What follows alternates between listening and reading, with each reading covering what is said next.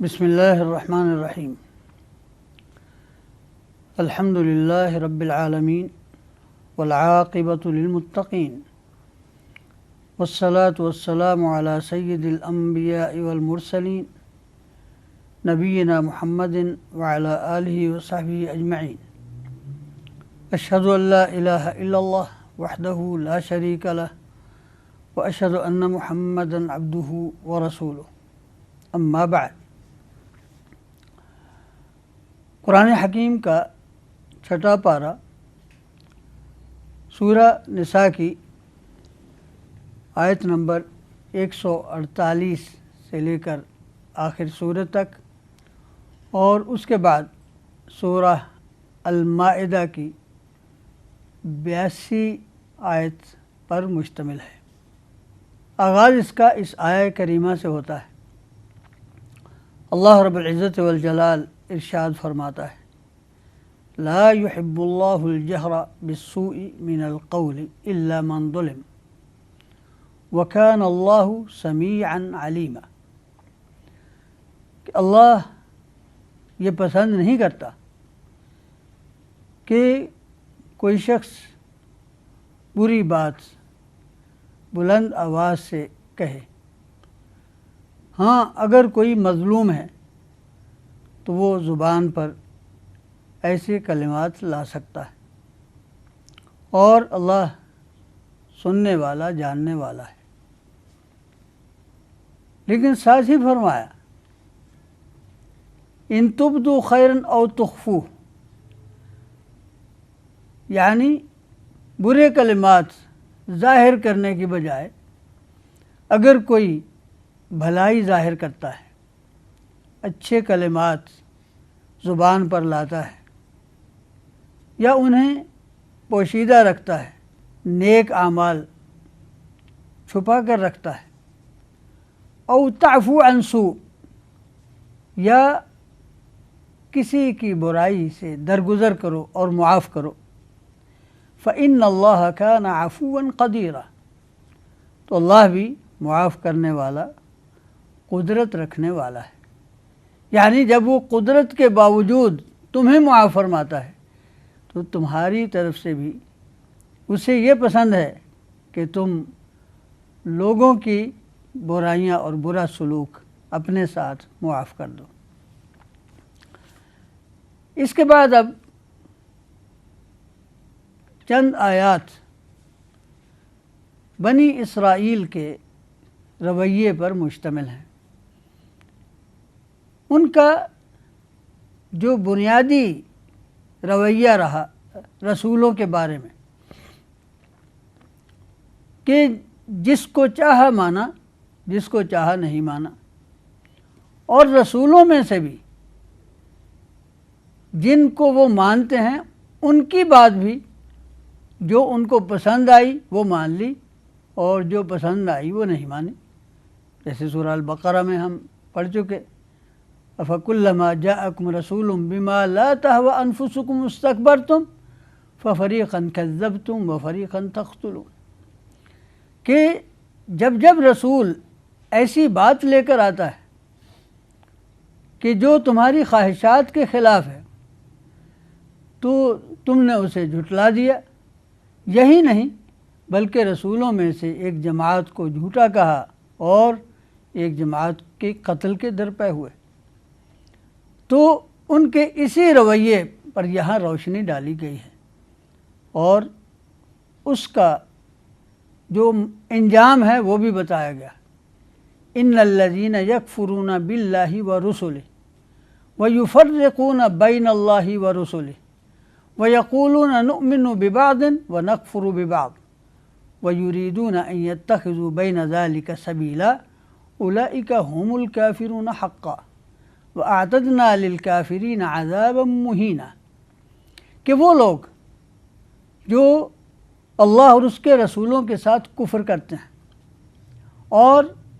ان کے درمیان تفریق کرنا چاہتے ہیں۔ اس جملے کے دو معنی ہیں اور دونوں مراد ہیں کہ اللہ اور اس کے رسولوں کے ساتھ کفر کرتے ہیں اور ان کے درمیان تفریق کرتے ہیں، یعنی وَيَقُولُونَ نُؤْمِنُ بِبَعْضٍ وَنَكْفُرُ بِبَعْضٍ، کہ یہ کہتے ہیں کہ جو اللہ فرمائے وہ تو درست ہے، لیکن جو رسول کا کہنا ہے وہ ہمیں منظور نہیں۔ ایک تفریق یہ ہے، اور ایک تفریق اللہ اور اس کے رسولوں کے مابین یہ ہے کہ کچھ رسولوں کو مان لیں اور کچھ کو نہ مانیں، جیسا کہ یہودیوں نے حضرت عیسیٰ علیہ السلام اور حضرت محمد رسول اللہ صلی اللہ علیہ وسلم پر ایمان لانے سے انکار کیا، اور اسی طرح کچھ لوگ ہیں جو حضرت موسیٰ اور عیسیٰ کو تو مانتے ہیں لیکن حضرت محمد رسول اللہ صلی اللہ علیہ وسلم کی نبوت و رسالت کا انکار کرتے ہیں۔ تو فرمایا کہ یہی رویہ کہ اپنی مرضی کے ساتھ انتخاب کرنا، جس کو چاہے مان لے جس کو چاہے نہ مانے، یہی در حقیقت کفر ہے۔ اولئک هم الکافرون حقا واعتدنا للکافرین عذابا مہینا، کہ یہی در حقیقت کافر ہیں اور اللہ نے کافروں کے لیے ذلت کا عذاب تیار کر رکھا ہے۔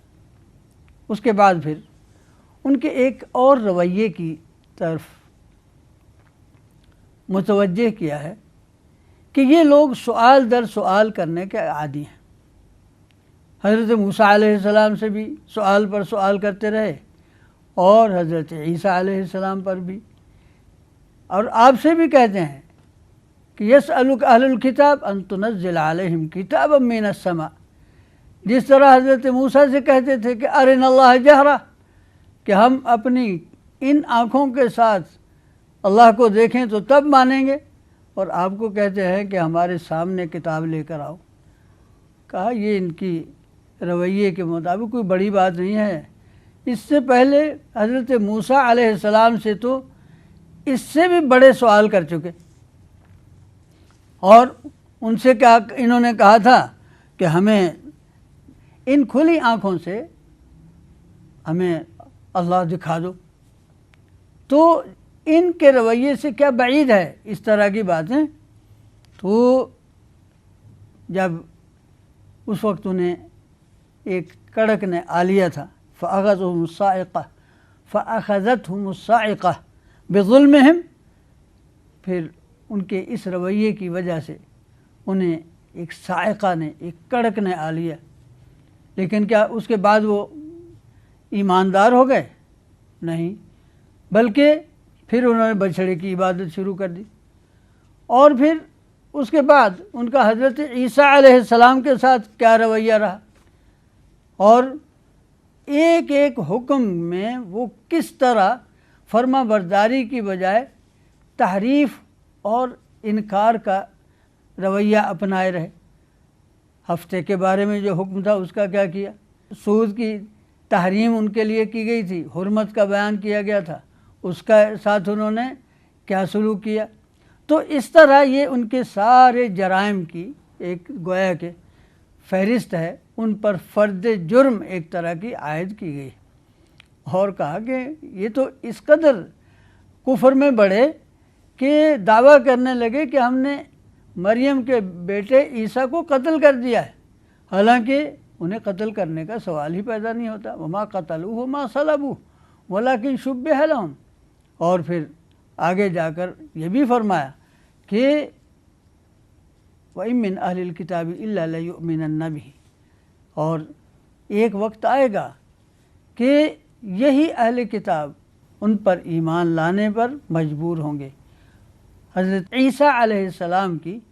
وفات سے پہلے یہ لوگ، جو لوگ اس وقت موجود ہوں گے، ان کے نزول کے وقت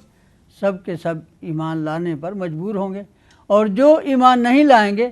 وہ لشکر اسلام کے ہاتھوں قتل ہوں گے، جیسا کہ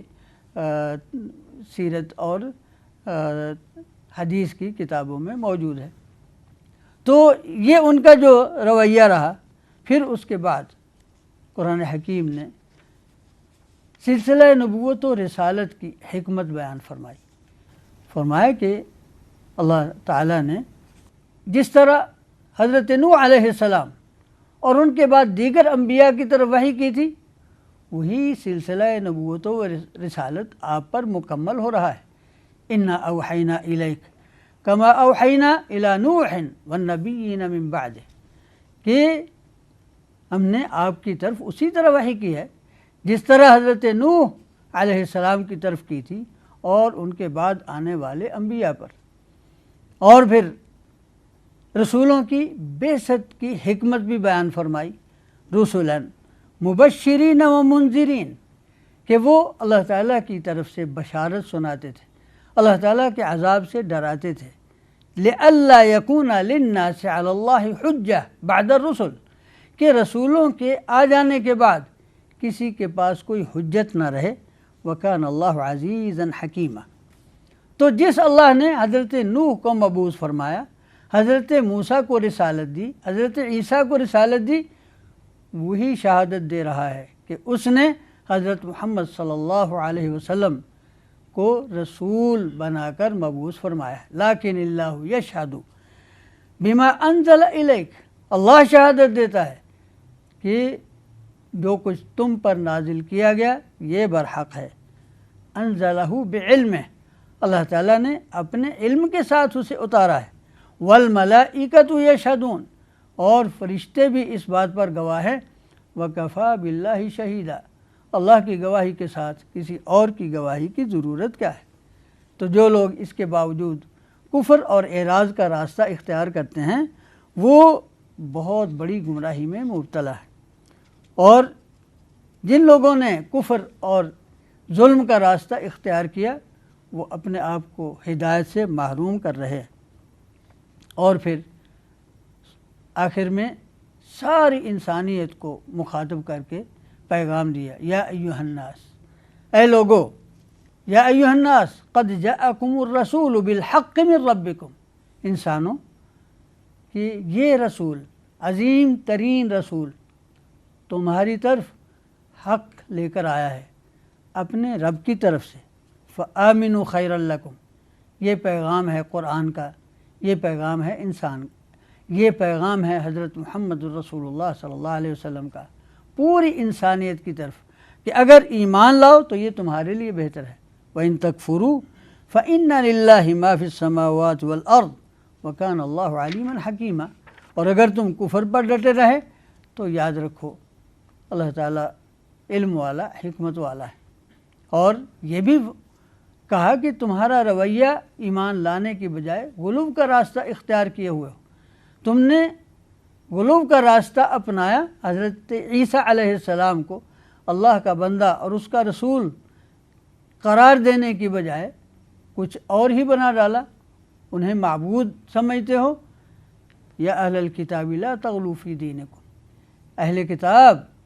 اپنے دین میں غلو سے کام نہ لو۔ ولا تقولوا علی اللہ الا الحق، اللہ کے بارے میں حق کے سوا کوئی اور بات نہ کرو۔ انما المسیح عیسی ابن مریم، کہ مسیح علیہ السلام وہ تو عیسیٰ ابن مریم اللہ کے رسول ہیں، رسول اللہ وکلمتہ القاها الی مریم وروح منہ فآمنوا باللہ ورسلہ، تو اللہ پر ایمان لاؤ اور اس کے تمام رسولوں پر۔ ولا تقولوا ثلاثہ، یہ تین کی بات نہ کرو۔ انتہوا خیرا لکم، اس برے کلمے سے باز آ جاؤ، یہی تمہارے لیے بہتر ہے۔ انما الہکم الہ واحد، تمہارا معبود برحق وہ تنہا معبود ہے۔ سبحانہ ان یکون لہ ولد، وہ اس سے پاک ہے کہ اس کے اولاد ہو۔ لہ ما فی السماوات وما فی الارض وکفیٰ باللہ وکیلا۔ اور اس کے بعد ایک غلط فہمی کا ازالہ کیا کہ جو لوگ غلو کا شکار ہوتے ہیں وہ سمجھتے ہیں کہ جب ہم حق کی بات کہیں گے کہ اگر عیسیٰ علیہ السلام کو اللہ کا بندہ کہیں تو یہ کہیں گستاخی نہ ہو جائے، تو اللہ تعالیٰ نے فرمایا لن یستنکف المسیح ان یکون عبدا للہ، کہ وہ اس کا برا نہیں مناتے۔ اور اس کا برا کون منائے گا؟ جو اللہ کی بندگی سے برا مناتا ہے۔ ومن یستنکف عن عبادتہ ویستکبر فسیحشرہم الیہ جمیعا، اللہ کی بندگی پر برا منانا اور اس سے ناک چڑھانا یہ تو اللہ کے عذاب کو دعوت دینے کے مترادف ہے۔ اور پھر آگے اہل ایمان کا یعنی انعام ذکر کیا، قرآن کا احسان ذکر کیا، اور سورہ نساء کے آخر میں پھر وراثت کے بعض احکام ذکر کیے۔ یستفتونک قل اللہ یفتیکم فی الکلالہ، کہ یہ ایک اہم سوال تھا کہ اگر کوئی ایسا شخص فوت ہوتا ہے کہ جس کے نہ ماں باپ ہیں نہ اس کے آگے کوئی اولاد ہے، تو اس کی وراثت کس طرح تقسیم ہوگی؟ اس کی تفصیل بیان کرنے کے بعد آخری جملہ سورہ نساء کا یہ ہے، یبین اللہ لکم ان تضلوا، اللہ تعالیٰ یہ احکام اور یہ حقائق تمہارے لیے بیان فرماتا ہے کہ تم گمراہی سے بچو، واللہ بکل شیء علیم۔ اس کے بعد سورہ المائدہ کا آغاز ہوتا ہے۔ سورہ المائدہ قرآن حکیم کی منفرد سورت ہے، اور قرآن کی ہر سورت منفرد ہے۔ اس کی یہ خصوصیت ہے کہ اس کے تمام احکام محکم ہیں،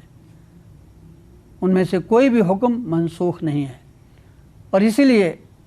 ایک قول کے مطابق یہ آخری سورت ہے جو نازل ہوئی، یعنی احکام لے کر۔ تو سورہ المائدہ کا آغاز ہوتا ہے، یا ایھا الذین آمنوا اوفوا بالعقود۔ سورہ نساء میں ہم پڑھ چکے کہ بنی اسرائیل نے اللہ سے کیا ہوا عہد توڑا، فبما نقضہم میثاقہم، کہ وہ جن سزاؤں کا نشانہ بنے اس کی وجہ یہی تھی کہ وہ اللہ سے کیا ہوا عہد بھول گئے۔ تو قرآن اہل ایمان کو یاد دلاتا ہے کہ یا ایھا الذین آمنوا اوفوا بالعقود، ایمان والو وعدے پورے کرو۔ گویا کہ جو ایمان ہے اللہ پر اور اس کے رسول صلی اللہ علیہ وسلم پر ایمان لانا، یہ صرف ایک بول نہیں ہے، بلکہ ایک معاہدہ ہے جو اللہ اور اس کے رسول کے ساتھ کیا جاتا ہے، اور اس کا تقاضا ہے کہ ان کی غیر مشروط اطاعت کی جائے اور ان کے جملہ احکام بجا لائے جائیں، وہ حلال و حرام میں ہوں، وہ عبادات میں ہوں، وہ معاملات میں ہوں، وہ حتیٰ کہ اگر اپنے جذبات کے بارے میں ہوں تو تب بھی ان تمام کی فرما برداری کرنا ضروری ہے۔ چنانچہ سورت کا آغاز ہوتا ہے، یا ایھا الذین آمنوا اوفوا بالعقود، ایمان والو معاہدے پورے کرو، اور ساتھ ہی ایک بات ذکر کر دی، یعنی گویا کہ معاہدہ کیا ہے؟ احلت لکم بہیمۃ الانعام الا ما یتلی علیکم، کہ وہی جانور تمہارے لیے حلال ہیں جو حلال کر دیے گئے، ہاں جن کے متعلق بیان کر دیا گیا کہ یہ حرام ہیں وہ حرام ہیں، باقی سب کے سب تمہارے لیے حلال ہیں۔ الا ما یتلی علیکم غیر محل الصید وانتم حرم، ہاں حدود حرم میں اور حالت احرام میں تم شکار کو حلال نہ سمجھنا، وہ حلال بھی ایک وقت تک اور ایک یعنی جگہ پر تمہارے لیے حلال ہے۔ تو یہ پابندیاں جو اللہ تعالیٰ کی طرف سے لگائی گئی ہیں ان کی پاسداری کرو۔ ان اللہ یحکم ما یرید، اللہ تعالیٰ جو چاہتا ہے حکم دیتا ہے۔ اور پھر اس کے بعد دیگر احکام ذکر کرنے کے بعد اسی بات کی تفصیل کی گئی کہ کون سے جانور حرام ہیں اور کیا کیا حرام ہے۔ چنانچہ فرمایا حرمت علیکم المیتہ والدم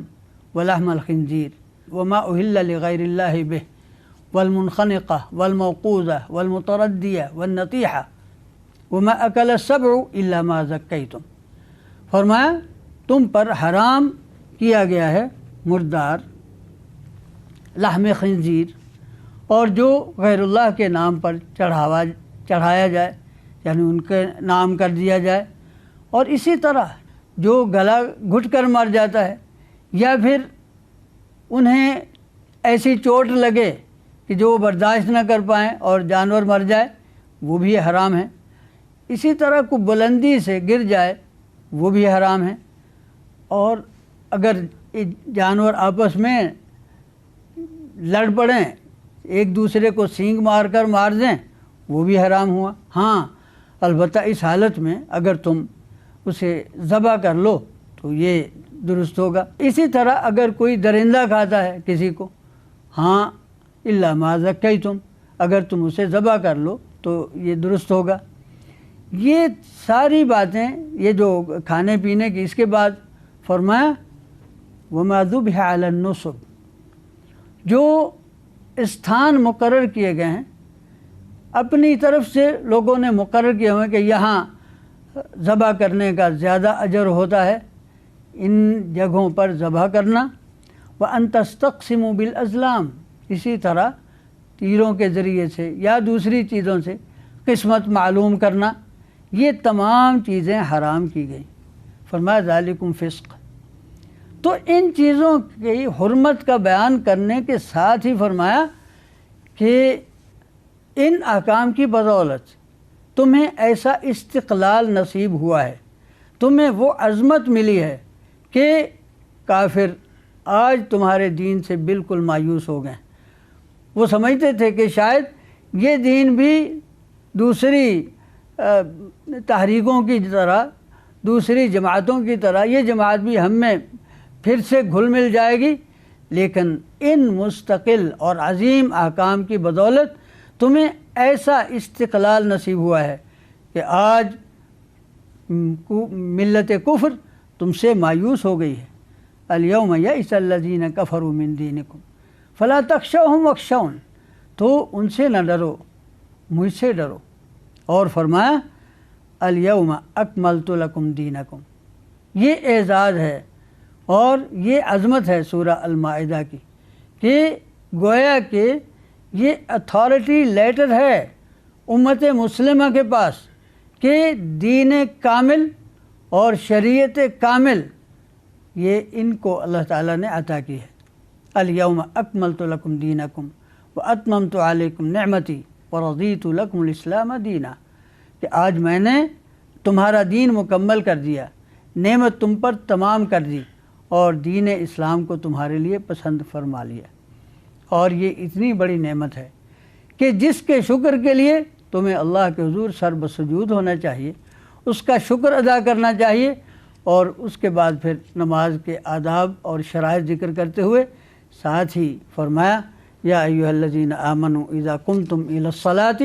فاغسلوا وجوہکم وایدیکم الی المرافق وامسحوا برؤوسکم وارجلکم الی الکعبین۔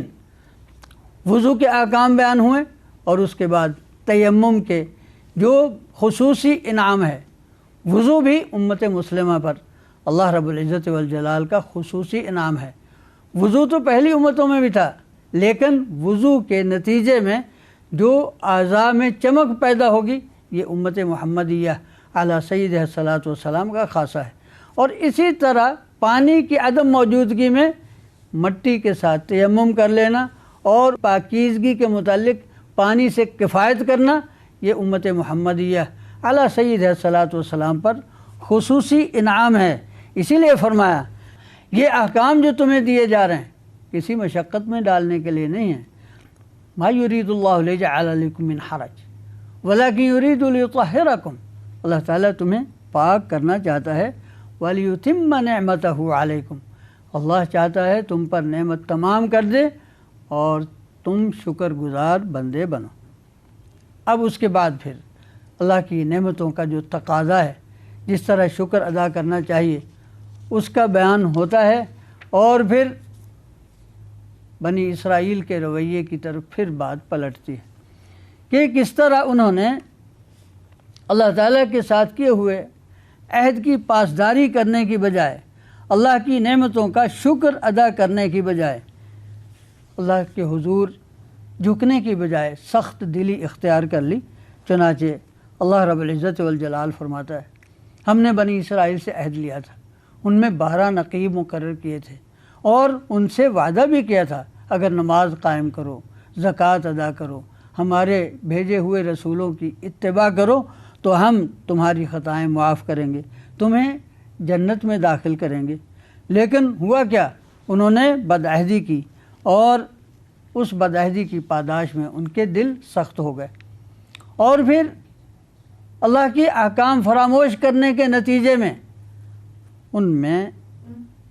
امانت کی جگہ خیانت در آئی، اور پھر اسی طرح نصارہ نے جب بدعہدی کی تو ان میں فرقہ بندی کی بیماری پھوٹ پڑی۔ تو اس کے بعد پھر اللہ رب العزت والجلال فرماتا ہے کہ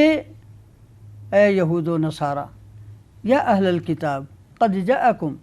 رسولنا یبین لکم کثیرا مما کنتم تخفون من الکتاب ویعفو عن کثیر، کہ اہل کتاب ہمارا رسول بہت سی باتوں کی وضاحت فرماتا ہے جو تم چھپاتے تھے ان کی بھی نشاندہی کرتا ہے، اس لیے اپنی سابقہ روش چھوڑ کر اس رسول پر ایمان لے آؤ۔ اور ان کی غلط فہمی کا ازالہ بھی کیا کہ جو تم کہتے ہو کہ ہم اللہ کے پسندیدہ ہیں، بلکہ یہاں تک کہتے ہو نحن ابناء اللہ و احباؤہ، ہم اللہ کے بیٹے اور اس کے محبوب ہیں۔ قل فلم یعذبکم بذنوبکم، اس طرح کی خود ستائیاں نہ کرو، اگر یہ بات ہے تو پھر اللہ تعالیٰ نے تمہیں دنیا میں کتنے عذاب کیوں کیے، اور پھر آخرت میں بھی اگر تم اسی طرح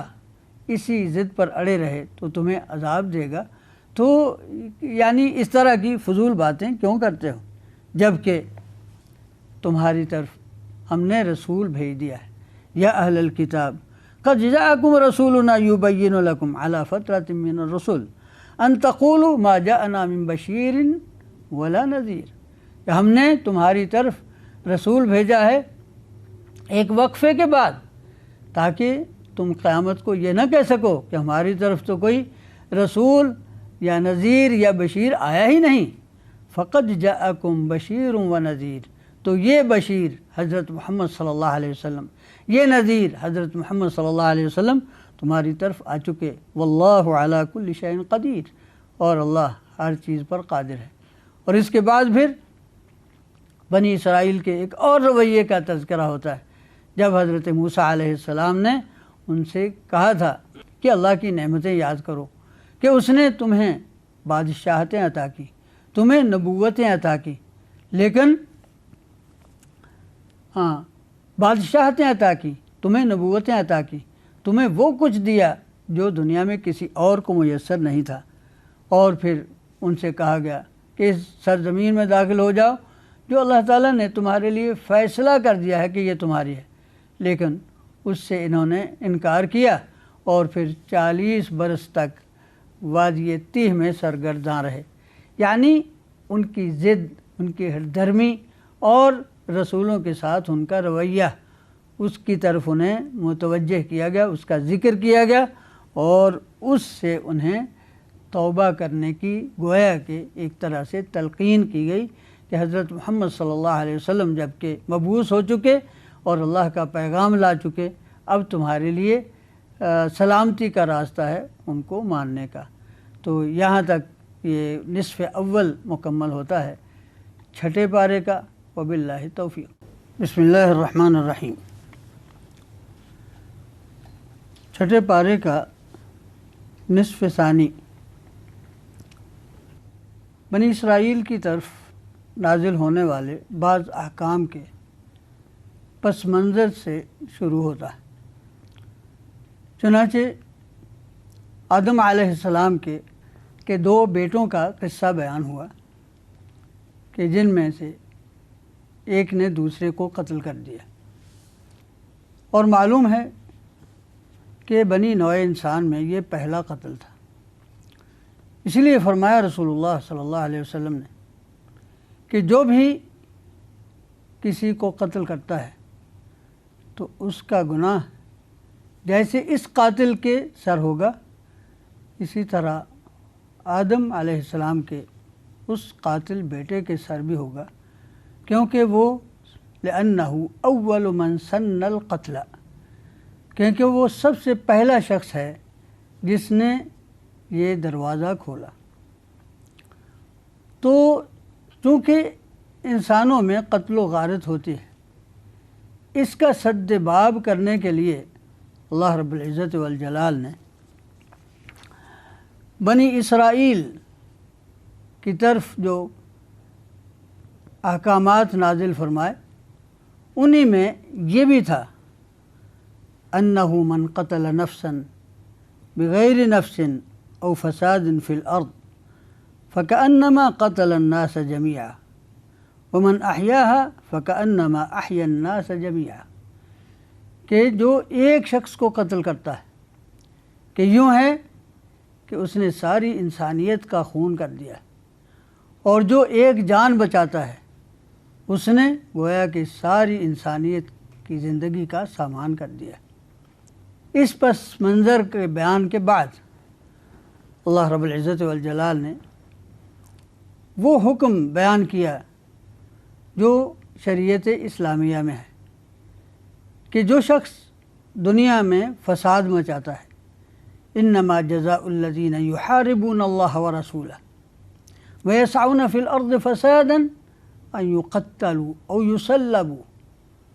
او تقطع ایدیہم وارجلہم من خلاف او ینفوا من الارض، کہ انہیں قتل کیا جائے، انہیں صلیب دیا جائے، یا ان کے ہاتھ پاؤں کاٹ دیے جائیں، یا پھر انہیں جلا وطن کر دیا جائے۔ یہ ان کی سزا ہے۔ ہاں، اگر کوئی سرکاری اداروں کے قابو میں آنے سے پہلے توبہ کا اعلان کر دے تو وہ اس سزا سے بچ سکتا ہے۔ اور اس کے بعد پھر اللہ رب العزت والجلال نے اہل ایمان کو ایک بار پھر مخاطب کر کے فرمایا کہ یا ایھا الذین آمنوا اتقوا اللہ وابتغوا الیہ الوسیلہ، کہ ایمان والو اللہ کا تقوی اختیار کرو اور اس کا قرب حاصل کرو، یعنی اس کے تقوی کا تقاضا ہے کہ اس کا تقرب حاصل کرنے کی کوشش کرو۔ اس کا یہ معنی نہیں جیسا ہم نے سمجھا کہ کسی انسان کو وسیلہ بنا لو کہ اس تک رسائی تمہیں آگے پہنچا دے گی، اور اس طرح مشرکانہ اعمال کے قریب پہنچ جاؤ، یہ نہیں، بلکہ ساتھ ہی بتایا گیا ہے وجاہدوا فی سبیلہ، اس کی راہ میں کوشش کرو، ہمت کرو، اور یہی راستہ نجات کا ہے۔ اور اگر کوئی یہ راستہ اختیار کرنے کے بجائے کفر کے راستے پر چلتا ہے تو اس کی کوئی چیز بھی اس کے کام نہیں آ سکے گی۔ اگر دنیا و ما فیہا کی دولت ساری کی ساری وہ فدیے کے طور پر دے گا تو اسے قبول نہیں کیا جائے گا۔ اس کے بعد پھر ایک اور حکم بیان ہوتا ہے کہ والسارق والسارقۃ فاقطعوا ایدیہما جزاء بما کسبا نکالا من اللہ واللہ عزیز حکیم، کہ چوری کرنے والا مرد اور عورت ان دونوں کے ہاتھ کاٹ دو۔ یہ سزا ہے ان کے اس جرم کی جس کا ارتکاب انہوں نے کیا ہے۔ اللہ غالب حکمت والا ہے۔ ہاں، اگر کوئی توبہ کرتا ہے کسی جرم کا مرتکب ہونے کے بعد اور اپنی اصلاح کر لیتا ہے فإن اللہ یتوب علیہ، اللہ اس کی توبہ قبول فرمائے گا۔ ان اللہ غفور الرحیم، اللہ بخشنے والا مہربان ہے۔ اور ساتھ ہی فرمایا کیا تمہیں پتہ نہیں علم تعلم ان اللہ لہ ملک السماوات والارض، کہ زمین و آسمان سب کے سب ملکیت ہیں اللہ تعالیٰ کی، گویا اس کے بنائے ہوئے قانون نافذ کرنا یہ تمہارا فریضہ ہے اور یہ تمہارا معاہدہ ہے۔ جیسے کہ سورت کے آغاز میں کہا گیا اوفو بالعقود، جب تم نے مان لیا کہ یہ زمین اللہ کی ہے تو پھر اس کے قوانین کے مطابق فیصلے کرو، جو سزائیں وہ اتارتا ہے وہ سزائیں نافذ کرو۔ اس کی بجائے اگر ہم یہ سمجھنے لگیں کہ یہ بڑی سخت ہیں تو گویا کہ ہم اپنے آپ کو سمجھ رہے ہیں کہ ہم زیادہ مہربان ہیں، اور اللہ تعالیٰ اپنے بندوں پر اس قدر مہربان نہیں ہے۔ یہ بات بہت دور جاتی ہے، اور کچھ لوگ اس طرح کی باتیں بناتے بھی تھے، اس لیے فرمایا اللہ رب العزت والجلال نے یا ایھا الرسول لا يحزنك الذين يسارعون في الكفر من الذين قالوا آمنا بأفواههم ولم تؤمن قلوبهم، کہ اے رسول صلی اللہ علیہ وسلم ان لوگوں کی باتیں تمہیں غمگین نہ کریں کہ جنہوں نے زبان سے کہہ رکھا ہے کہ ہم ایمان لائے، ان کے دل ایمان سے عاری ہیں۔ اور یہ یہود و نصارہ اور اسی طرح منافقین کا ایک گروہ، اس کے رویے کا تذکرہ ہوتا ہے کہ وہ سب کے سب اللہ اور اس کے رسول صلی اللہ علیہ وسلم کو حکم بنانے کی بجائے وہ دوسری طرف اپنی مرضی کے احکام چاہتے ہیں، اور اسی لیے فرمایا کہ وَكَيْفَ يُحَكِّمُونَكَ وَعِنْدَهُمُ التَّوْرَاتُ،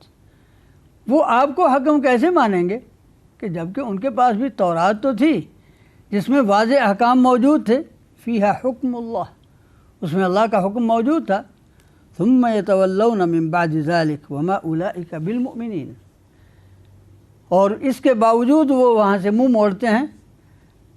ایمان کی رتی ان میں نہیں ہے۔ اس کے بعد پھر ذکر ہوتا ہے شریعتوں کی ترتیب کا اور تدریج کا، کہ پہلے انبیاء کے بعد ایک تاریخ ایک موڑ مڑتی ہے جب بنی اسرائیل میں حضرت موسیٰ علیہ السلام جیسا جلیل القدر رسول مبعوث ہوتا ہے، اور ان کو تورات جیسی عظیم الشان کتاب عطا ہوتی ہے۔ انا انزلنا التورات، یہ قرآن کی شہادت ہے، اہل ایمان شہادت دیتے ہیں اور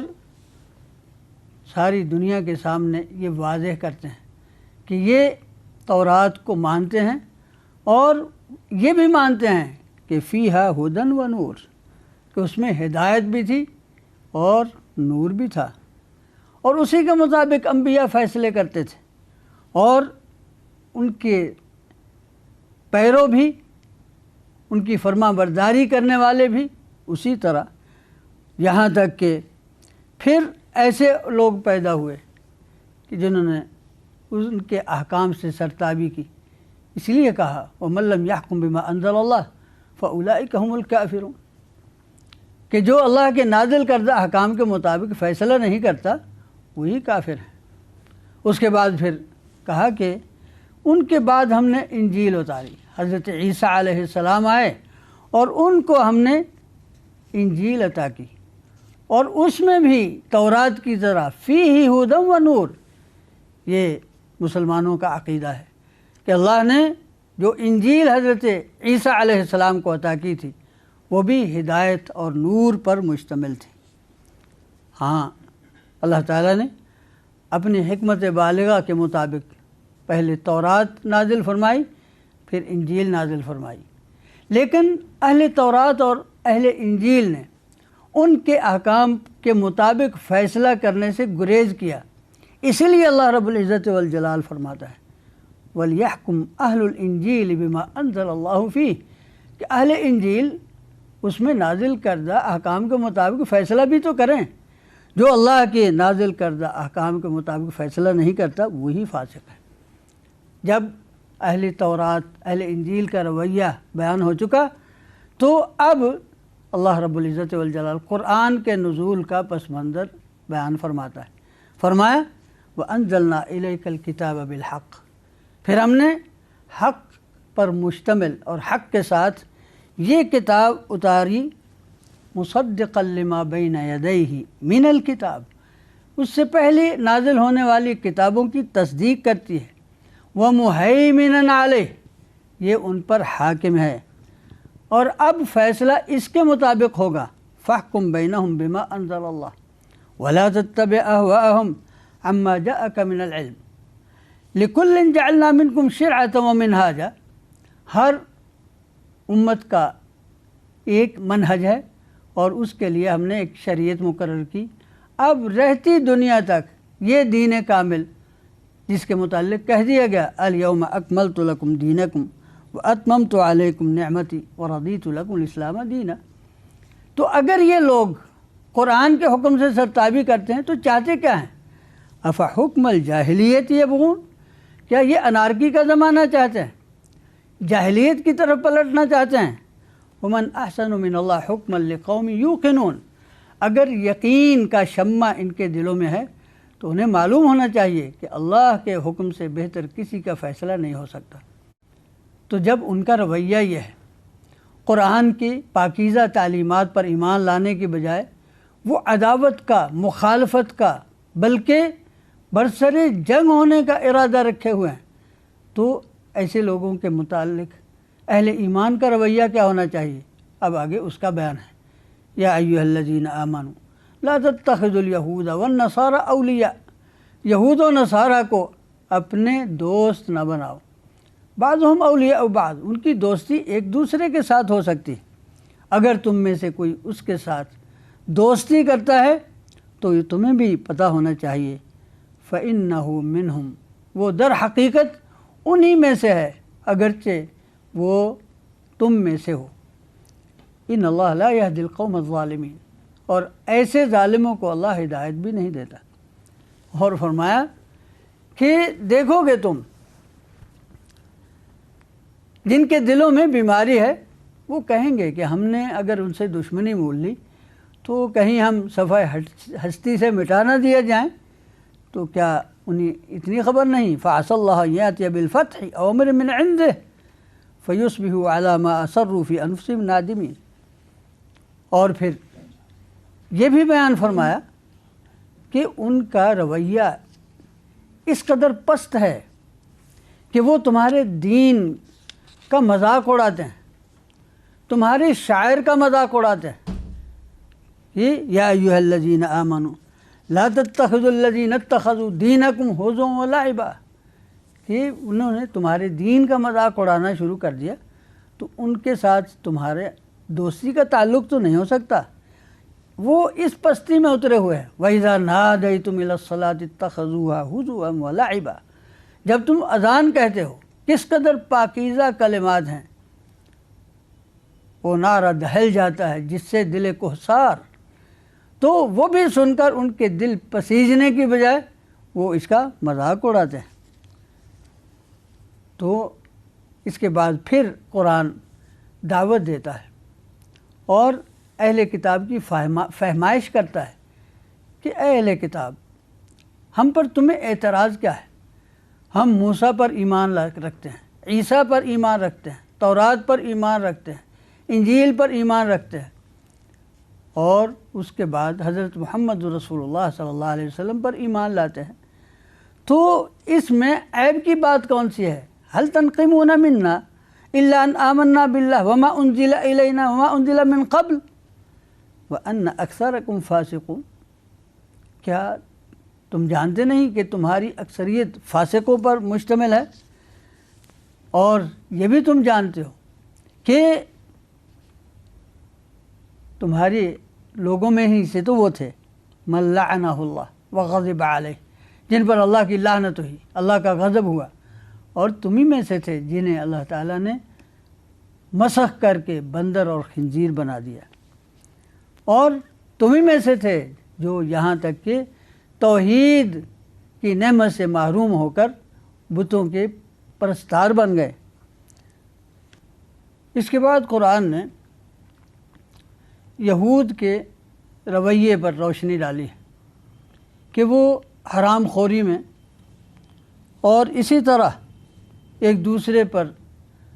ظلم اور زیادتی میں کس طرح بڑھے، اور یہاں تک کہ ان کے علماء میں سے بھی کوئی نہیں تھا جو انہیں منع ہی کرتا۔ کسی بھی قوم میں برائی کا پیدا ہونا اس قدر اثر نہیں رکھتا جس قدر یہ بات رکھتی ہے کہ کوئی اس سے روکنے والا بھی نہ ہو۔ اس لیے فرمایا کہ ان میں تم دیکھتے ہو وَتَرَىٰ كَثِيرًا مِّنْهُمْ يُسَارِعُونَ فِي الْإِثْمِ وَالْعُدْوَانِ وَأَكْلِهِمُ السُّحْتَ لَبِئْسَ مَا كَانُوا يَعْمَلُونَ، کہ ان کی اکثریت گناہ میں ڈوبی ہوئی ہے اور حرام خوری ان کی عادت مستقل بن گئی ہے، بہت برا عمل ہے جو وہ کر رہے ہیں۔ لیکن اس سے بھی بری بات کیا ہے لولا ینہاہم الربانیون والاحبار، ان میں جو ربی ہیں اور جو ان کے علماء ہیں، عن قولہم الاثم واکلہم السحت، وہ بری بات کہنے سے اور بد اعمالیوں سے اور خاص طور پر حرام خوری سے منع کیوں نہیں کرتے؟ لبئس ما کانوا یصنعون۔ یہاں تک بات پہنچی کہ انہوں نے اللہ رب العزت والجلال کے بارے میں بھی گستاخیاں شروع کر دی۔ وقالت الیہود ید اللہ مغلولہ، کہنے لگے کہ اللہ کے ہاتھ بندھے ہوئے ہیں۔ وَلُعِنُوا بِمَا قَالُوا بَلْ يَدَاهُ مَبْسُوطَتَانِ، اللہ رب العزت والجلال نے فرمایا کہ ان کے اس برے کلمے کی وجہ سے ان پر لعنت برسی۔ انہیں پتہ ہونا چاہیے کہ اللہ کے ہاتھ تو کھلے ہیں۔ يُنْفِقُ كَيْفَ يَشَاءُ، وہ تو صبح و شام اس کی برکتیں کیسے نازل ہو رہی ہیں۔ اور پھر آگے یہ بھی کہا کہ اگر یہ لوگ اللہ تعالیٰ کے نازل کردہ احکام پر عمل کرتے اور انہیں نافذ کرتے تو زمین و آسمان کی برکتیں ان پر نازل ہوتی۔ اور پھر اس کے بعد انہیں یہ بھی متنبہ فرمایا، قُلْ يَا أَهْلَ الْكِتَابِ لَسْتُمْ عَلَى شَيْءٍ حَتَّى تُقِيمُوا التَّوْرَاةَ وَالْإِنْجِيلَ، اہل کتاب، جب تک تم تورات اور انجیل اور جو کچھ تمہارے رب کی طرف سے نازل ہوا اس کو نافذ نہیں کرتے تو تمہارے زبانی دعووں کی کچھ حیثیت نہیں۔ اس کے بعد پھر اہل کتاب کے دوسرے گروہ کا تذکرہ آتا ہے کہ یہ بھی پیچھے نہیں رہے، انہوں نے یہ کہنا شروع کر دیا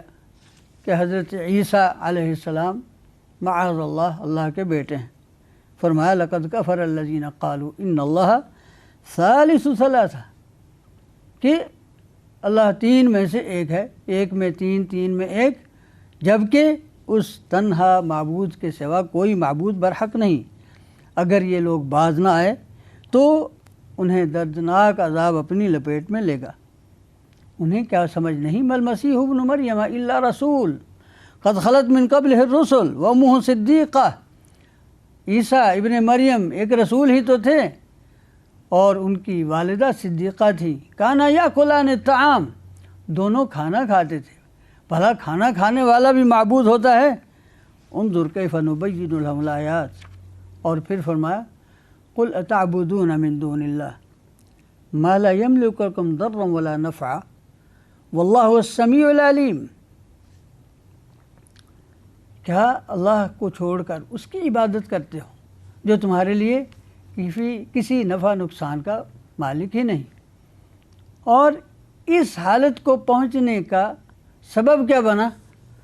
فرمایا لعن الذین کفروا من بنی اسرائیل علی لسان داود و عیسی ابن مریم، کہ بنی اسرائیل پر لعنت کی پھٹکار پڑی حضرت داود اور عیسیٰ ابن مریم کی زبان پر۔ سبب کیا تھا؟ کانوا لا یتناہون عن منکر فعلوا، کہ جب کوئی برائی کا ارتکاب ہوتا تو ان میں منع کرنے والا کوئی نہیں ہوتا تھا۔ ہاں، اس کے باوصف قرآن حکیم نے انصاف کی بات کی، فرمایا کہ ان میں بھی کچھ لوگ ایسے ضرور موجود ہیں۔ اگرچہ یہود اور مشرکین یہ عداوت کی انتہا کو پہنچے ہوئے ہیں، لیکن نصرانیوں میں کچھ لوگ ایسے ضرور ہیں کہ جو ایمان لا چکے اور وہ اہل اسلام کے بارے میں نرم گوشہ رکھتے ہیں۔ یہ چھٹے پارے کی آخری آیت ہے، لَتَجِدَنَّ أَشَدَّ النَّاسِ عَدَاوَةً لِلَّذِينَ آمَنُوا الْيَهُودَ وَالَّذِينَ أَشْرَكُوا، فرمایا تم دیکھو گے کہ اہل ایمان سے سخت ترین عداوت رکھنے والے وہ لوگ ہیں جو یہودی ہیں یا پھر مشرک۔ اور فرمایا وَلَتَجِدَنَّ أَقْرَبَهُم مَّوَدَّةً لِلَّذِينَ آمَنُوا الَّذِينَ قَالُوا إِنَّا نَصَارَى، ہاں جو نصرانی کہلاتے ہیں وہ اہل ایمان کی دوستی کے قریب ہیں۔ یہ اس لیے ذَلِكَ بِأَنَّ مِنْهُمْ قِسِّيسِينَ وَرُهْبَانًا وَأَنَّهُمْ لَا يَسْتَكْبِرُونَ، کہ وہ ان میں قسیس ہیں اور ان میں راہب ہیں اور ان میں وہ تکبر نہیں پایا جاتا۔ تو اس انکساری کی بدولت وہ ان کے دلوں میں ایک نرم گوشہ پایا جاتا ہے۔ یہاں پر چھٹا پارہ مکمل ہوا۔ والحمدللہ اولا و آخرا۔